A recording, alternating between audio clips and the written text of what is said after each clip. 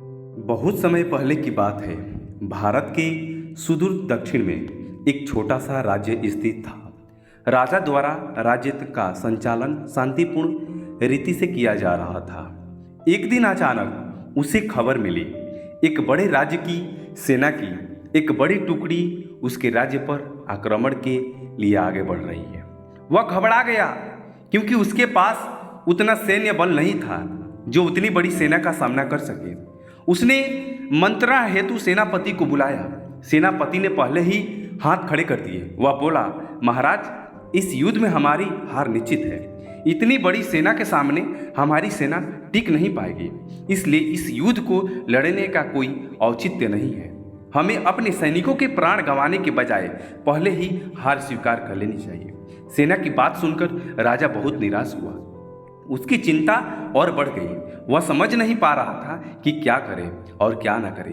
अपनी चिंता से छुटकारा पाने के लिए वह राज्य के संत के पास गया। संत को उसने पूरी स्थिति से अवगत कराया और बताया कि सेनापति ने तो युद्ध के पहले ही हाथ खींच लिया। कहा जाता है, यह सुनकर संत बोले, राजन, ऐसे सेनापति को तुरंत उसके पद से हटाकर कारागृह में डाल देना चाहिए।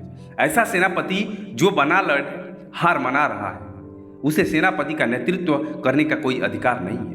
किंतु गुरुवर, यदि मैंने उसे कारागृह में डाल दिया तो सेना का नेतृत्व कौन करेगा? राजा चिंतित होकर बोला, राजन, तुम्हारी सेना का नेतृत्व मैं करूंगा। संत बोले। राजा सोच में पड़ गया कि संत युद्ध कैसे लड़ेंगे। उन्होंने तो कभी कोई युद्ध नहीं किया है, किंतु कोई विकल्प न देखकर संत की बात मान ली और उसने अपनी सेना का सेनापति बना दिया। सेनापति बनने के बाद संत ने सेना की कमान संभाल ली और सेना के साथ युद्ध के लिए कूद गया। रास्ते में एक मंदिर पड़ा। मंदिर के सामने संत ने सेना को रोका और सैनिकों के बोले, यहाँ कुछ देर रुको, मैं मंदिर में जाकर ईश्वर से पूछ कर आता हूँ कि हमें युद्ध में विजय प्राप्त होगी या नहीं होगी। ये सुनकर सैनिकों ने चकित होकर पूछा, मंदिर में तो भगवान की पत्थर की मूर्ति है, वह कैसे बोलेगी? इस पर सेना की कमान संभालते रहे संत ने कहा, मैंने अपनी सारी उम्र दैवीय शक्तियों में वार्तालाप किया है, इसलिए मैं ईश्वर से बात कर लूंगा। तुम लोग यहीं रुककर मेरी प्रतीक्षा करो। यह कहकर संत मंदिर में चले गए। कुछ देर बाद जब वह वापस लौटे, सैनिकों ने ईश्वर से पूछा, क्या हुआ? संत ने उत्तर दिया, ईश्वर ने कहा, यदि रात में इस मंदिर में प्रकाश दिखाई पड़े तो हमारी विजय निश्चित है। पूरी सेना रात में उसने परीक्षा करने लगी। रात हुई तो मंदिर में उसने प्रकाश दिखाई पड़ा। देख सेना खुशी से झूम उठी। उसने विश्वास हो गया कि यह युद्ध जीत लेंगे।